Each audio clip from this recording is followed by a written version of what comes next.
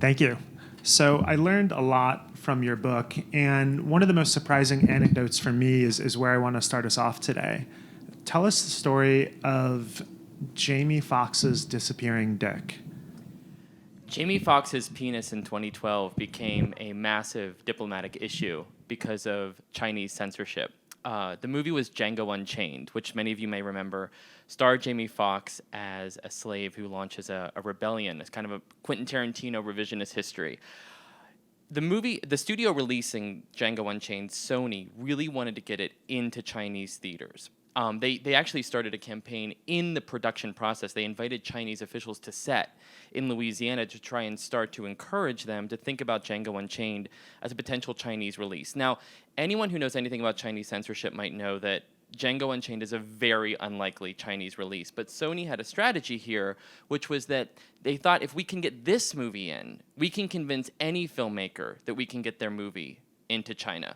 So there's a scene that proved to be a bit of an issue. The blood and the gore, that's one thing, right? You can sort of shave a few seconds here, a few seconds there. But there's a scene in which Jamie Foxx is shown in silhouette, hanging upside down, naked, and you can see the outline of his penis.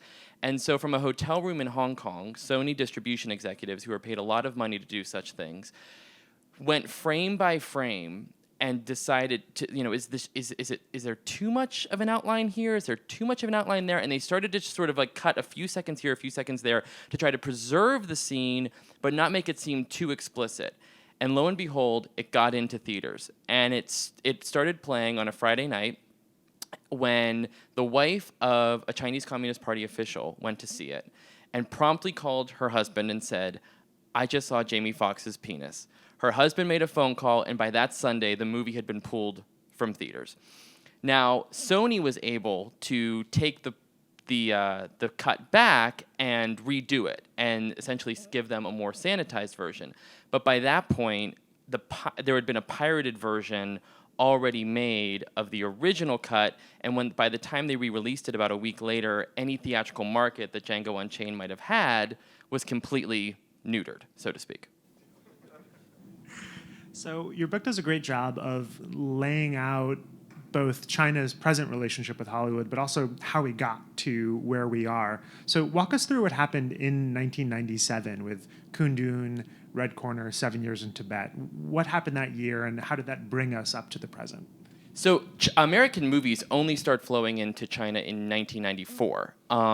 Chinese movie theaters learned around that time that years and years of force-feeding propaganda films to citizens don't sell a lot of tickets. So they started importing American movies to try and goose ticket sales. The first movie allowed in under this arrangement was The Fugitive, starring Harrison Ford.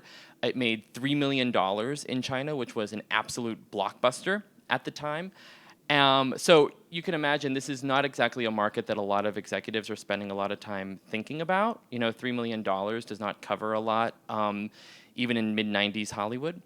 In 1997, 3 movies, though, come out that I think offer a bit of a case study in how Hollywood would have to work with China or concede to China going forward. There were 2 that were about the Dalai Lama. One was 7 Years in Tibet. The other was Kundun. 7 Years in Tibet was released by Sony. Kundun was released by Disney. And then the third film was called Red Corner, and this was a legal thriller starring Richard Gere as an American businessman who's trapped in China's torturous legal system after he's falsely accused of murdering a woman he meets. So these 3 movies are being made, and all 3 studios quickly realized that they might be punished for even making the films. Sony and Disney are dealing with films about the Dalai Lama, who is all but a state enemy to the Chinese Communist Party. And Red Corner is just a portrayal of Beijing that the CCP doesn't want to see on screen, starring an actor, Richard Gere, who was very publicly opposed to the regime and spoke out against it probably more vociferously than any other actor at the time. What's interesting about this, though, is like I said, the box office was not a consideration. There was no real economic consideration made when people were making movies back in the mid-90s vis-a-vis China. However, Sony and Disney quickly were told by Chinese officials that if they made these films about the Dalai Lama, that it was not about losing access to the Chinese box office, but that the parent companies behind the studios would lose access to the Chinese market. So for Sony, what does that mean? That means supply chain for an electronics giant might be disrupted because it can no longer work in China. It might lose access to Chinese consumers who buy Walkmans. Disney in the mid-90s was already thinking about potentially building a theme park in the country. They were already shipping consumer products, and there were already aspirations of doing more in China and hooking hundreds of millions of Chinese children on Disney products. So you can see how these movies, small as they might be in the larger corporate structure, become these contaminants in the larger parent company. And same went with MGM in Red Corner. MGM releases James Bond films. Now, you might not care if you get Red Corner into Chinese theaters, but you certainly care if you get James Bond films into Chinese theaters. But the studios had a real problem because if they canceled these films, they would be criticized in the US for squelching free expression. Kundun was being directed by Martin Scorsese, not exactly someone who was going to hold his tongue if such a thing happened. And so let's stay with that example for a second. The Disney executives who were running the studio at the time told me that the solution they landed on was to release the film, but bury it as much as possible. And they released it on Christmas Day on 2 screens. And then whenever it didn't perform well, they used that lousy performance to justify not releasing it further. And so no one could say they buried it. Well, no one could say they canceled it, but they didn't have to worry about it being too big of a deal. And nonetheless, all 3 companies were banned in China. They were kicked out of the country. And it wasn't until about a year later when we were just talking about this amazing transcript that exists of then CEO Michael Eisner going over and representing Disney and meeting with a Chinese official and groveling, frankly, and apologizing for making Kundun at all. And there's a quote where he says, the bad news is that we made the film, the good news is that nobody saw it. And not only did that apology work, but so did all of the other deals that Disney then cut with the CCP to regain some political capital. And then lo and behold, here we are 18 years later, Shanghai Disneyland opens. China is the most important international market for Disney and every other studio. But I'd say particularly for Disney, it is critical to its future. And what's so interesting is if you look back in time, so much was threatened by the release of those 3 films that no one really remembers anymore. And I'll just put a little coda on this, which is one thing I was so struck to learn when I was reporting the book, was that in 2011, there was a film festival in India that none of us have ever heard of. Very small film festival that programmed 7 Years in Tibet in Kundun on the schedule. And Chinese officials called the organizer of the film festival and said, take it off. And they did. So even years later, these films that probably would have come and gone had there not been any reaction are really sticking points for China. And it shouldn't come as no surprise that there have been no movies about Tibet or the Dalai Lama made since. Has anyone in the audience seen any of those 3 films? Yeah, okay, I got a few people. It is striking how central they are to the history of Beijing's influence in Hollywood. And it's also really striking how consolidation in the film industry means that parent companies are going to lean on the film producers to make them more beholden to Beijing. So you talk in your book about going to Shanghai Disneyland and some of your experiences there. For those who haven't been, how does that differ from Disneyland in the United States? You know, what makes it, I forget what Iger said, so authentically Chinese, essentially Disney? What makes that different? I have to say, I spent a day at Shanghai Disneyland. I spent a couple days there, and I don't necessarily think there's that much that's different. The food is very different, right? And I will say, I think, to my eyes, it seems that there's less, the sort of like the Disney sheen has been tough to export, I think. But I mean, I walked by, I mean, so many people in mouse ears. I heard the same like orchestral renderings of Hercules music that you would hear at any Disney park here. I'd say like the one distinction that I really remember is I rode the subway from the city center out to the park. And about like one, I was just saying this is Disney's worst nightmare, but about like one stop before you get to the park, a bunch of guys get on selling counterfeit Disney merchandise. And then when you get to the park, it's a regular subway stop, but it's been decorated with Disney characters. There's like Mickey and Goofy and all those people. But then there's also just a bunch of Chinese police officers and surveillance cameras that you find in any subway station. So there is some of that. There is some of that dissonance. But I will say it was an exercise to me in just how hard Disney is trying to export these characters. So you will see, I mean, the Avengers were everywhere. Mickey Mouse was everywhere. Even like the wolves and the pig, you know, they were even there. What am I thinking of? Big Bad Wolf? The Big Bad Wolf, yeah, even the Big Bad Wolf. Thank you, yeah. It's been a while since I've heard the story, I guess.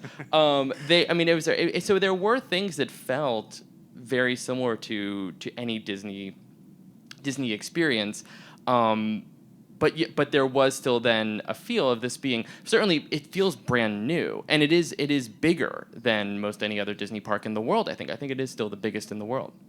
So you had what to me was a very sad story about this English teacher for Disney who basically had to be a walking Disney advertisement for Chinese school children. Can you walk us through that and Disney's plan to teach Chinese children English through Disney characters? Right. So Disney had this problem, which was in order to get children to beg their parents to take them to the park, they need the children to know Disney characters. And their real aspiration was to get the Disney Channel onto Chinese airwaves. Communist regimes tend to be rather picky about their airwaves, and they didn't allow one on. And so they were kind of stuck. They didn't know quite what to do. So they came up with this plan to open a string of English language schools where they would teach Chinese children English, ABCs 1, 2, 3, but using Disney characters. And so if you go into one of these Disney English schools, each classroom is themed to a Disney movie. The children give themselves English names, as you do in English classes. It just so happens that a lot of them name themselves Elsa. And it became this way to not only run a pretty lucrative business, actually, teaching these children English, but also indoctrinate them in the Disney characters. And so I met this teacher, this young guy named Ivan from El Paso, who was selling men's shoes at a Dillard's in El Paso, and he wanted to see the world, so he decided to go teach English in China, and found himself living this very surreal life teaching English in a Disney language school. And he was really one of the only teachers, I think, who came to it because he wanted to move to China and not because he wanted to spread the Disney gospel. And it only took a couple times for him to be told that, you know, he couldn't show up with a beard and that he had to smile more and that kind of thing for him to really grow quite frustrated. But he told me, he said to me, actually, he said, this is soft power at its finest, because whenever the parents would come to pick up their kids from school, they would often have to take home homework or worksheets. And the worksheets would be like, you know, practice this English phrase. And the English phrase would be like, Mickey Mouse wants an apple. And it would be this way, and then they would have these contests where if they recorded their children saying those things and then they uploaded those videos to Chinese social media, they could enter raffles and win prizes. So that then everyone on their social media feeds could see Mickey Mouse wants an apple, Mickey Mouse wants an apple. And I remember Disney executives, when I would ask them about this, they would push back really hard. They'd say, you know, this was not a soft power play. This was a good business. This was a lucrative thing. This was a way to introduce the Disney brand to people, but not necessarily to propagandize. But I remember when I was in Shanghai in the summer of 2019, Toy Story 4 had just come out, and I walked by one of the stores, and all of the teachers were wearing Toy Story 4 T-shirts. I mean, so it really looked like an outpost of the Disney park. It did not look like an English language classroom. So in the history of Beijing's influence on Hollywood. There's 1997, and then there's also the Red Dawn saga, which portended a new era. So walk people through what happened in 1984 and then what happened with the most recent edition, which, for those who remember, involves North Koreans as the bad guy and not Chinese. How did we get there? Right. So many of you might know the 1980s film Red Dawn about Soviet invaders and the band of high school football players who have to collect some firearms and fight back. It's sort of a classic of Cold War era cinema, right?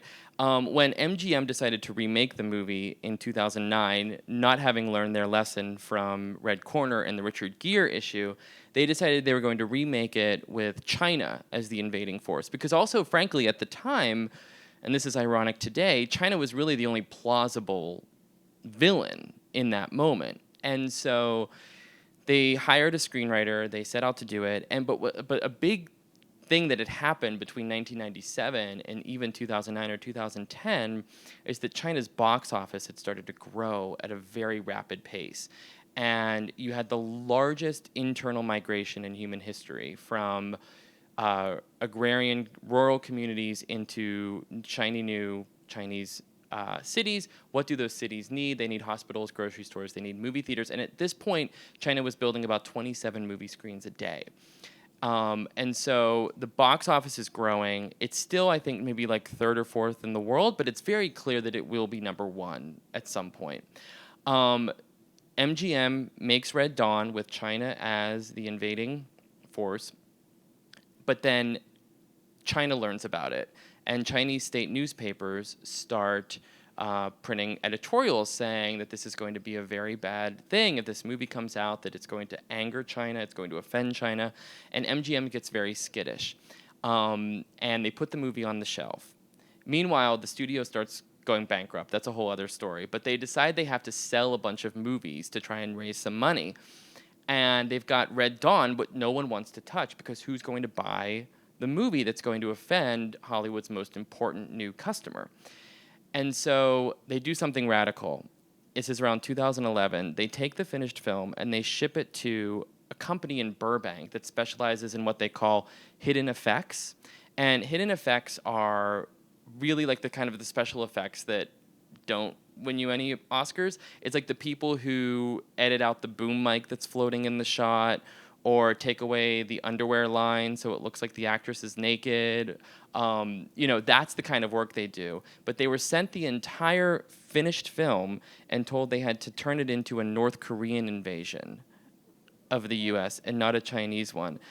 And so every reference to North Korea, every reference to China, every Chinese flag, every Chinese military uniform had to be doctored in post-production. Every line of dialogue had to be changed so that there were references to North Koreans invading. Also, to say nothing of the fact that actors had been cast thinking they were playing Chinese, and then they just kind of completely, sort of ethnicized them, but they released the film as this North Korean invasion, and critics very quickly pounced and said this movie is so implausible. I don't know how implausible the original version was, but they were like, this is even worse. And but it did allow MGM to avoid what would probably have been a bigger and costlier mistake, which is releasing a film that would have angered China. And that Red Dawn remake, when it was made, remains the last movie put into production by a major studio with China as the villain. So I'm jealous that you were able to find and watch a copy of the China-Russia 2019 propaganda movie starring Arnold Schwarzenegger. Tell us about... I don't know if you'd be jealous if you saw it. Tell us about that wonderful viewing experience that you had. I've been thinking about this a lot over the past several months because when I was last in Shanghai in the summer of 2019, I was staying at a hotel where we would get state newspapers every morning, like People's Daily and China Daily, and I would read them every morning. And one morning I read an article about Vladimir Putin sending Xi Jinping ice cream for his birthday. And later that night, I went to a party for the first ever Russia-Chinese co-production. And it starred Jackie Chan and former California Governor Arnold Schwarzenegger. And I talked to the director, and he spoke quite in quite flowery language about how this movie was going to sort of hearken a new day in Russia-Chinese relations, that it was a reflection of the warming relations between the two countries.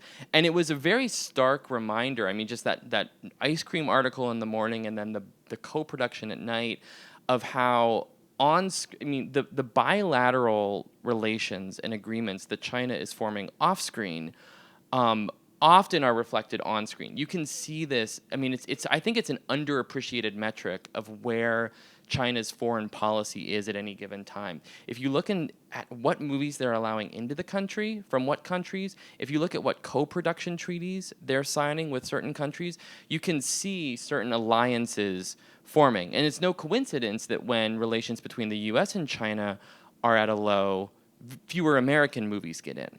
And I think that part of it might be strategic and it might be orchestrated, but I also think that it helps to put yourself in the shoes of the party bureaucrat who's letting movies in at any given time. I mean, people can read the room, right? Do you really want to be the one who gets yelled at or reprimanded for letting in a movie from a country that Chinese leaders have decided that week that they are not close to? But I've been thinking about the Russia-Chinese co-production quite a bit because it is not the only one that they did, and I think it's worth looking at how that was in 2019. Certainly that's a relationship now that we're still trying to parse out.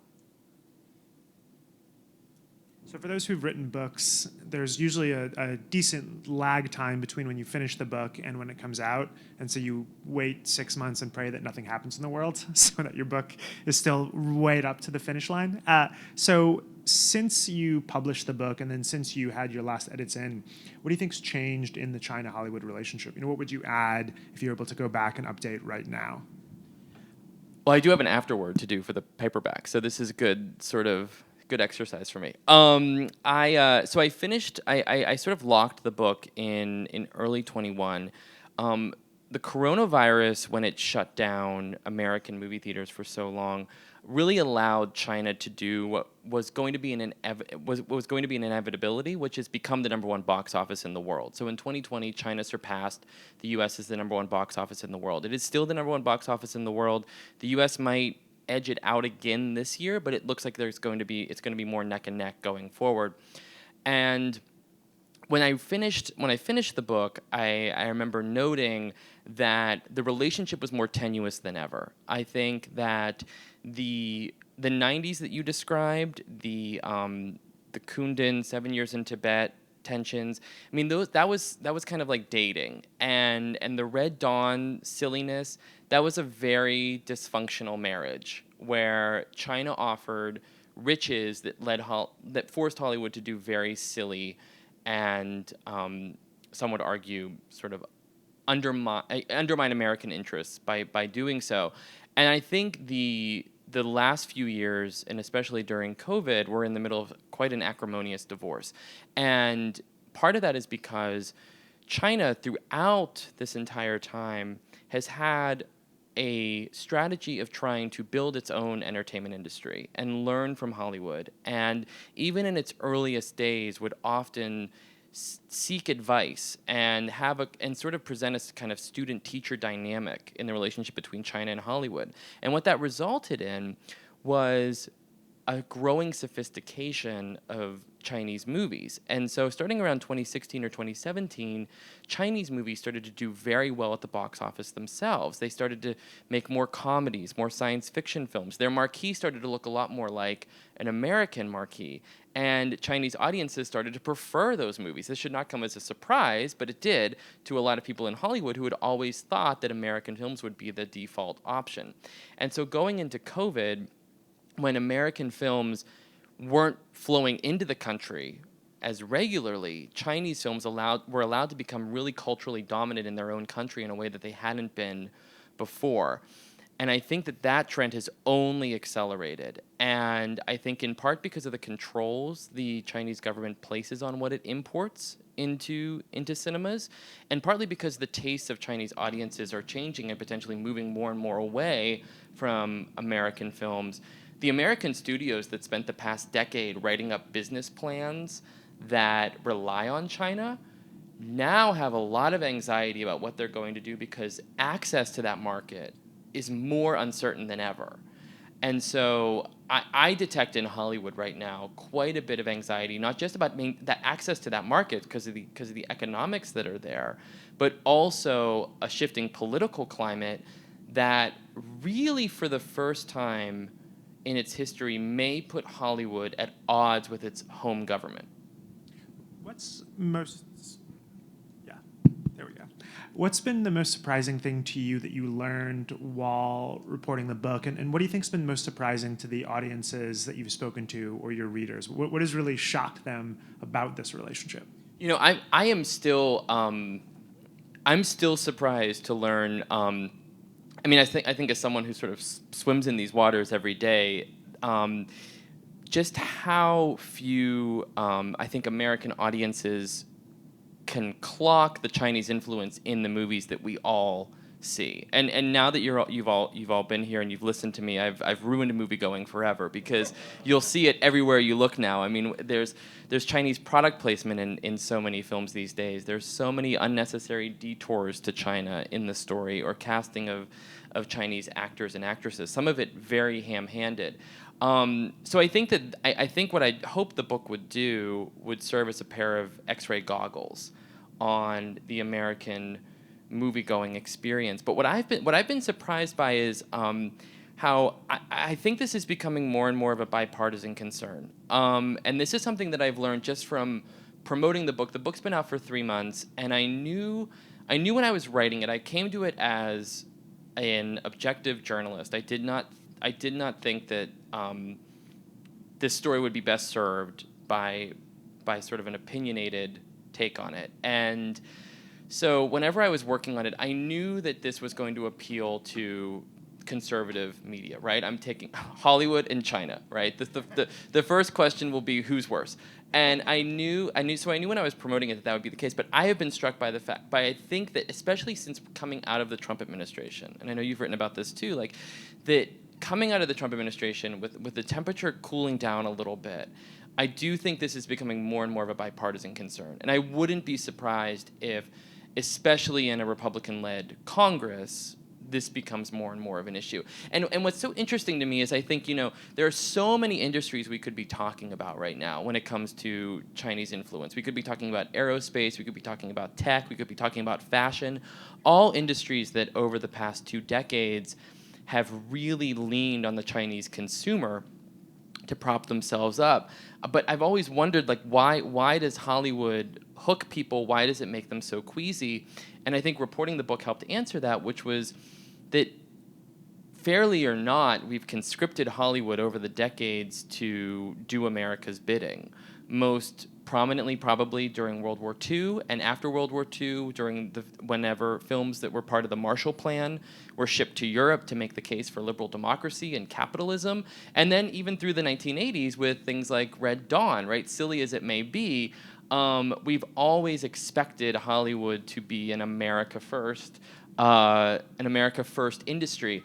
I think the past 20 years, the American film industry has become a global film industry, and I don't meet many people working in Hollywood who see themselves as stewards of America or American culture. I meet people there who see themselves as purveyors of a global product. What are the most compelling solutions you've either heard or thought of for reducing the censorious influence that Beijing has? How do we solve this problem? Well, right now, so when a studio is greenlighting a movie and saying, let's put this movie into production, let's say that they're going to make a new Jurassic Park movie and they're going to spend $200 million on it, they have to have a meeting where they all justify making this film. And they go around the table and they say, okay, we're projecting based on past performances that it will make this amount of money in the US and Canada, this amount of money in the rest of the world, and this amount in China, right? That last column is, China gets its own column these days. And so I think, let's say, continuing the Jurassic Park example, so I've heard that recently, because the China access is so uncertain, that the China column is a 0, and that the studios are saying, let's not count on anything. Now, You might say that that means there's no Chinese influence. I would say that means that if they do get into China and it's found money, their budgets look even better, right? Because they've already told their bosses, we're projecting this, and then they can project that. So I think it serves a few purposes. But if it's a Jurassic Park film that's being released by Universal, okay, so let's say the studio's not counting on China. Universal is owned by NBC Universal, which is owned by Comcast, right? Comcast has a lot at stake in China. Universal has a theme park that they just built outside Beijing. So I don't see leverage at the major studio level being reduced, even if the box office is less of a sure thing, because of all those the conglomeratization of Hollywood has just made it almost impossible for studios to act independently in that way. One avenue that I think is reducing China's leverage in this way is streaming, because Chinese officials have been very protectionist of the streaming services in mainland China. They have not allowed any foreign streaming services in. And so that has, it seems, given something of a longer leash to some of the streaming services. You'll see documentaries, I think, on streaming services that you probably wouldn't see be picked up by distributors at major studios. That's one thing. I mean, but I do think a lot of the political solutions or a lot of the political responses that I've seen really haven't struck me as very serious just yet. I mean, there was this this bill put forward by Ted Cruz that was going to try and not allow studios to receive funding or aid from the Defense Department on films if they censored movies for China. So, for example, like on the new Top Gun, the Defense Department might give Paramount equipment. They might give them, access to various shooting locations, that kind of thing. But that affects so few films that I can't see that moving the needle at all. I don't know if there are many political solutions. And as we've seen, it is not a topic, for whatever reason, that hooks consumers for very long. I think that's right. So who in your book, which film, which actor, which studio, which director, do you feel like did this right, is a good example for how you'd like to see things go? Well, I don't know if this is how I'd like to see things go, but I think if we were talking about this 2 years ago, I'd say, say what you will about how they did it, but Disney was the most successful. They have by far the biggest footprint. They're making a ton of money there. They spent more than $5 billion building that theme park that I went to, and their movies regularly make hundreds of millions of dollars at the box office. What they've learned is that as the climate in China has changed, all of that success has become a liability because they're in so deep in a country that is now very tricky to navigate and much trickier to navigate. I would say one company that's done rather well there is IMAX, the big screen premium theater experience. They do very well in China for several reasons, one of which is the movies they specialize in do very well in China. So the only movies you can see in IMAX are like the big superhero movies. Those are the only movies that really get released in China from the US. So they already have that going for them. But they've also been rather strategic in moving headquarters from Singapore to mainland China, to hiring locally, to doing what you need to do to curry favor with the officials and show that you're serious. And so I think IMAX successfully turned itself a little Chinese, and as a result has been able to kind of straddle both worlds most effectively. Now, they also have a significant advantage, which is that they have no control over the content, right? So they don't have any of the thorny issues over censorship that the studios do. So in U.S.-China relations, there's always this debate about reciprocity. Oh, it's almost impossible for American journalists to go to China and to report freely there. Should we restrict Chinese journalists here? If so, how much? And in your book, you make some really interesting points about the portrayal of Americans in Chinese film, which is mostly quite negative. And I'm wondering, how should that matter? How should we think about this here? Is that a big deal? Is that something we should push back on, or is that just the way it has to be? Yeah, I think it is a big deal, but I don't know exactly what you do about it. So I mentioned how since the Red Dawn remake, there have been no movies made in the U.S. that have China as the villain because that box office grew so quickly and so powerfully. China did not return the favor. As relations between the U.S. and China worsened, a number of movies were put into production by the authorities there about the Korean War. Now, why the Korean War? America doesn't look so good in that one. And so a lot of movies started flowing into theaters about the Korean War.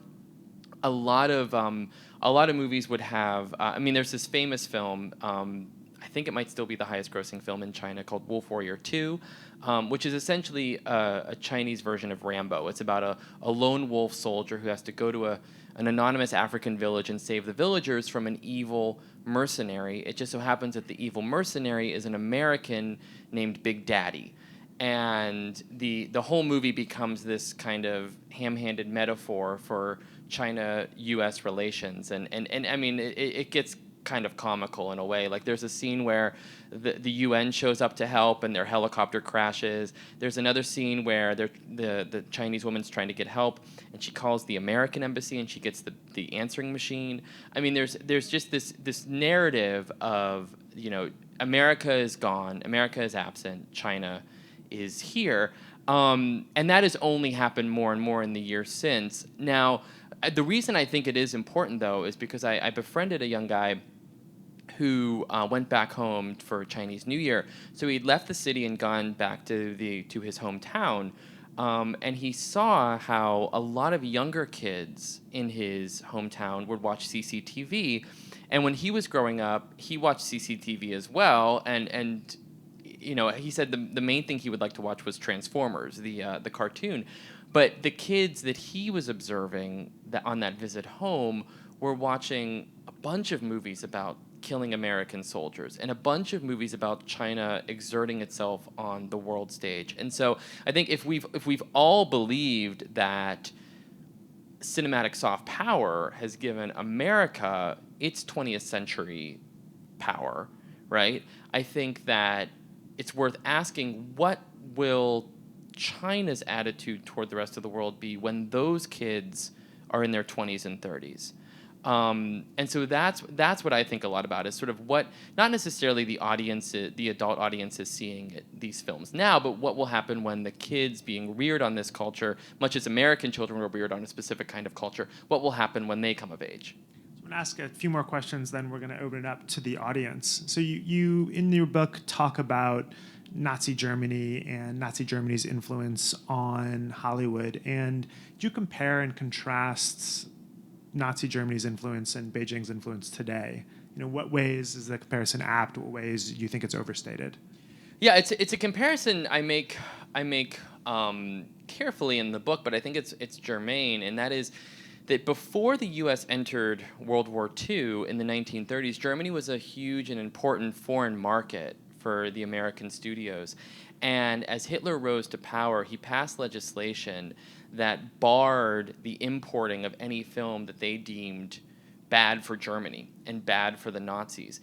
And there are striking parallels between the Nazis' strategy and Beijing's strategy today, one of which is the belief that if you make a film that is, let's say, has something that Germany doesn't like, it's not enough to take that element of the film out of the movie before it's released in Germany. You have to change the movie so that it is so that the approved version is shown around the world, thereby ensuring that not just your domestic audience absorbs the lesson you want, but that everyone in the world sees the image that you want portrayed. Another similar tactic was sort of economically punishing studios that had crossed Germany. So, if a movie had been made in the U.S. that Germany didn't like, suddenly the next 6 films from that studio weren't allowed to be released in Germany. And then finally, there was a lot of public posturing that scared the studios from making movies at all. So in China, there's a dialectic that translates to kill the chicken to scare the monkeys, this idea that if you can make a very public example out of something, it allows everyone to absorb the lesson, kind of similar to the 7 Years in Tibet and Kundun case of making sure you make a big deal about this Dalai Lama movie to make sure that no one ever touches a Dalai Lama script right? Germany would do the same thing, send public letters, blacklist actors who were involved in films, demand that Jewish names be taken off of credits so that then eventually Jews weren't even being hired for films going forward.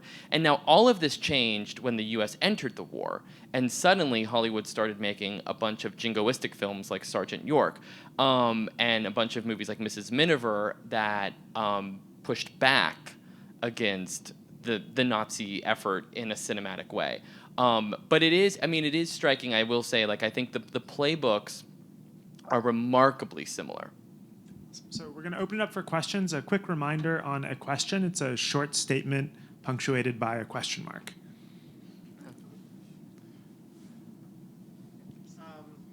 I think there's a microphone.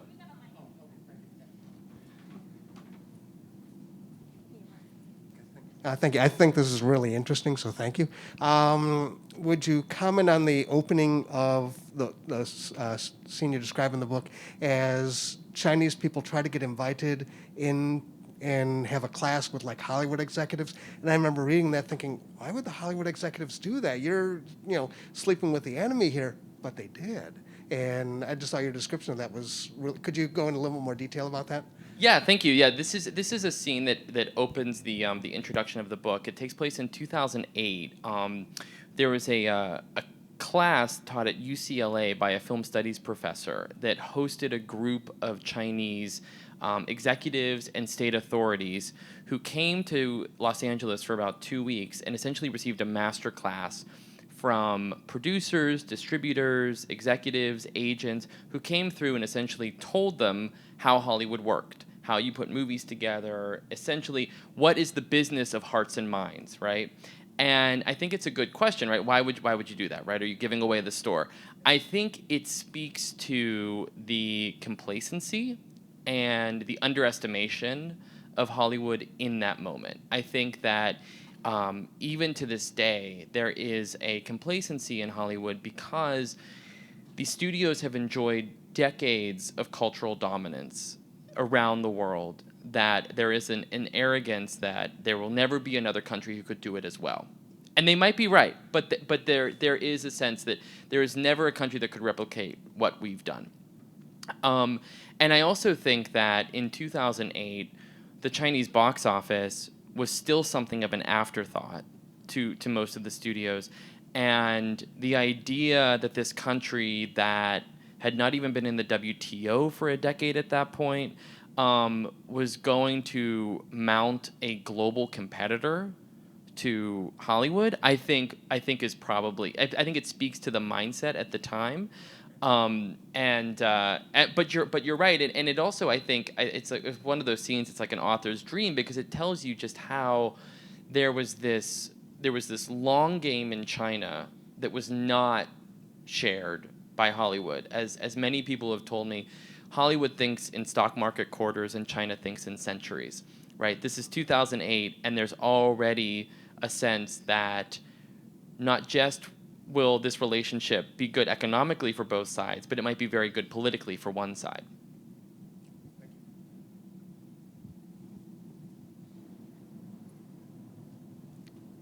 I have two questions. So there have been an article in the Hollywood Reporter about this topic recently, and they said that Marvel movies were blocked from China and that the new Doctor Strange movie was going to be the deciding factor whether or not they would be allowed in. And I was wondering if you knew about that.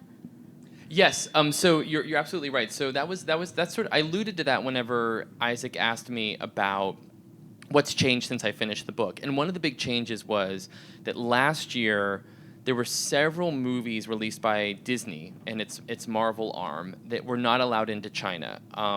Black Widow, The Eternals, Shang-Chi and the Legend of the Ten Rings, which featured an Asian lead, a Chinese lead. None of them were allowed into Chinese theaters. Now, Beijing doesn't send a memo explaining why. You really have to just sort of divine it and parse it out yourselves. There were specific issues, it seems, with each of those movies. And it also seems like, for whatever reason, Disney's in some hot water over there right now, and the authorities have just cracked down by not letting the films in. I had heard that Doctor Strange, which came out this weekend, looked like it was going to get in, but then there was just a report. I haven't confirmed this, but there was just a report that there was a scene in which a newspaper bin for the Epoch Times, which is an anti-China news outlet, could be seen in the trailer.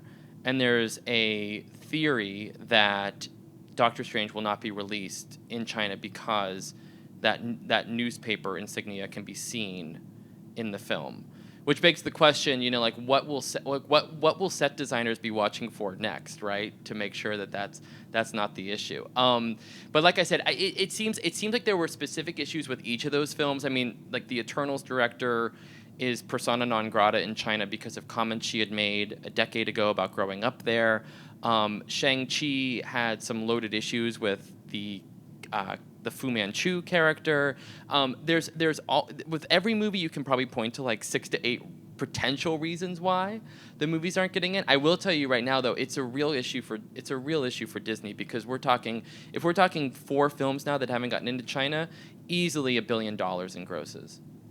Okay. And then my second question was, because historically Hollywood has relied on the Chinese box office for those big tentpole movies. If the big tentpoles aren't allowed there anymore, will they be able to make the smaller movies still? Yeah, I think so. I mean, I think the issue with the tentpole movies not getting into China is more about the economics of those tentpole movies potentially changing, and maybe not being able to spend as much money on those tentpole films as you once did. Everyone often points to the new Spider-Man film was another movie that didn't get into China, and it still made like $1.8 billion worldwide. And now I know that's a lot of money. I assure you, Sony would have preferred the 2.2 that it would have gotten if it had been released in China. But I think I hate to be a pessimist, but the smaller movies are going away regardless of what happens in China to a large extent, just because the economics of streaming make those films work on streaming so much better than they do in theaters, especially because coming out of COVID, I think that the tastes of teenage boys are going to dictate American culture even more, because right now the only movies that are really performing in theaters are the big superhero movies. These smaller films, there's just been one example after another that I think are making the studios more and more skittish to even do them theatrically. Another question? How long do you think, who do you think is blacklisted currently by China? And for example, Disney announced that Thor 4 was going to have Christian Bale as the villain. And I thought to myself, why would they do that? Because China, Christian Bale is also persona non grata in China.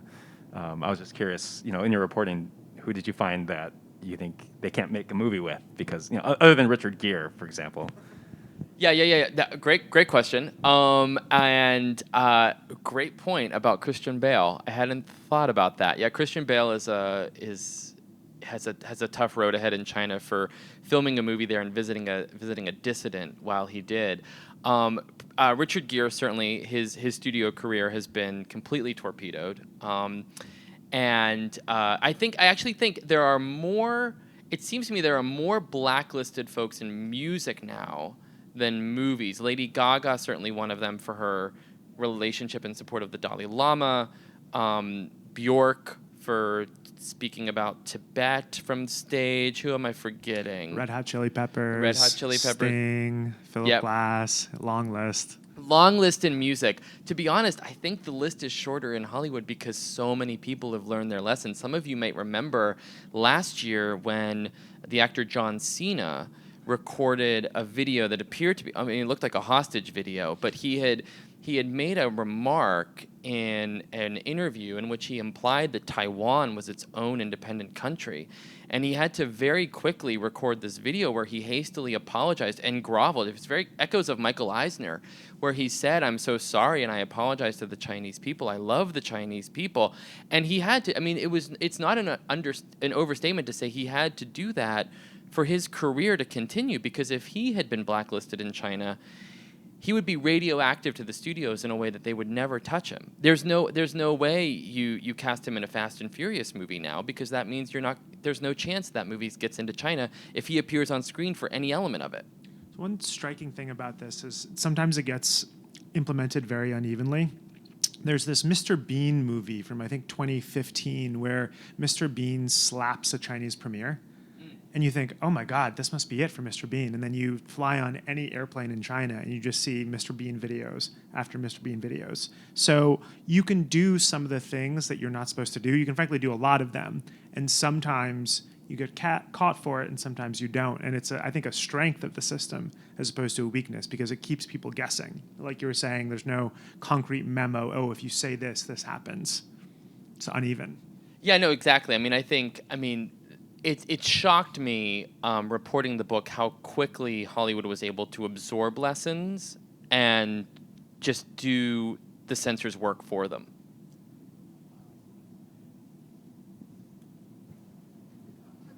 Small comment. If one looks at China's behavior, is completely predictable. They do this with everything, whether it's the Confucius Institute, there's a whole list of things. I don't have to say that. And they are very sensitive about anything that's said about China in any context. Corporate behavior is also completely predictable. We're talking about Hollywood, but you could say that for most corporations that do business in China, they have to give in to something. So, to me, it looks very predictable that way. My question to you really stems from the fact that, does China have any movie market outside of China? Is anybody watching Chinese movie around the world?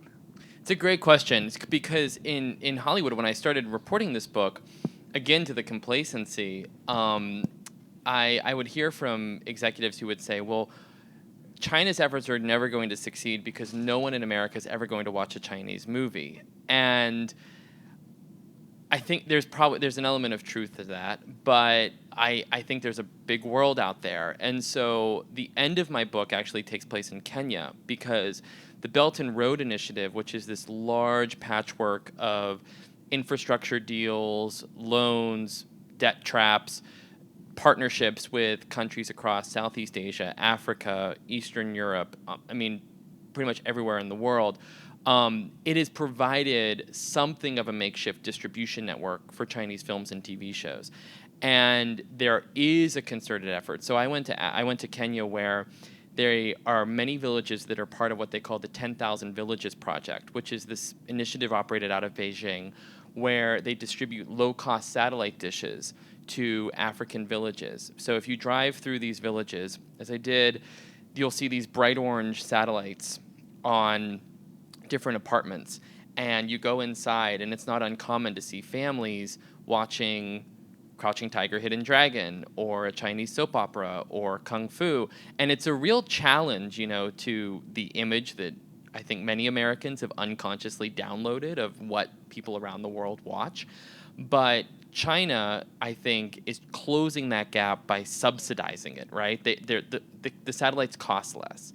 The movies and TV shows are often dubbed in ways that the American studios will not pay to do, right? The American content on these satellite dishes tends to be subtitled, right? And China will pay to dub it because they know that makes it more appealing. And so I was in Kenya in January of 2020, watching Chinese soap operas with young Kenyan girls, meeting a 4-year-old boy whose hero was the Monkey King, and all of these people, I think, were sort of a little more agnostic about where they got their entertainment, right? I don't think they were sort of seeing it as sort of an aligning with China, but it did help explain the omnipresence of China off-screen, because in their backyard, China had built a train station, and at the local hospital, China had provided medical supplies, and eventually they would supply COVID vaccines.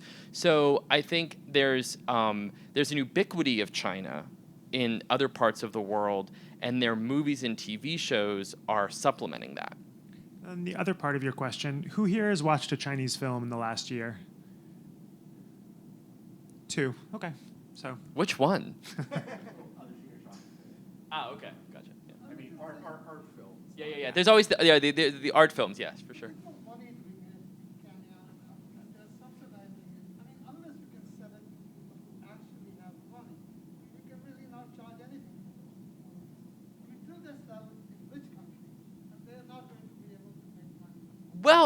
so he's making the point that there's not a lot of money to be made in Kenya. Certainly true. I would argue the aim of the 10,000 Villages project is not economic. It's political. All right, folks, we have time for one last question. I just want to remind everybody that Erich's book, Red Carpet, Hollywood, China, and the Global Battle for Cultural Supremacy, and Isaac's book, America Second, are available for purchase in the DEF room, which is right below us. And this is our last question. Thank you, and thank you very much. I'd like to address the creative side for a moment. There are probably hundreds of writers in front of their computers right now working on scripts on the Ukrainian, on the war. Are they is there such a chill because of this Chinese market that they are self-censoring what they're writing about current events so that they can get a script made? Very good question. I don't know what has happened with Ukrainian content. I will say this. The war has been going on long enough for us to have heard of something, right? I mean, I remember I did a story about remember when the Thai soccer team was stuck in that cave? I remember doing a story on the Hollywood agents who flew to Thailand that weekend to secure the rights. These things move very fast when people are working off of the headlines like that. And to my eye, there have not been any movies about Zelensky, Ukraine, the invasion, none of that announced. There have been documentaries announced, but there have been no movies. I don't know if that means people aren't pursuing them or if studios are deciding there's not a market there, but I think we're looking at a world going forward where we could see distribution networks cleave the way they did during the 30s, as I described, where if China doesn't like a movie, let's say a Zelensky biopic, right? There's a world where China-aligned countries also don't show it, which I think would be a real game changer. Because right now, China's not really pressured theaters outside of its borders. But like I said, I don't really have any information to work with as a case study, but I have to imagine it would be a consideration. Thank you. Thank you all. Thank you all so much.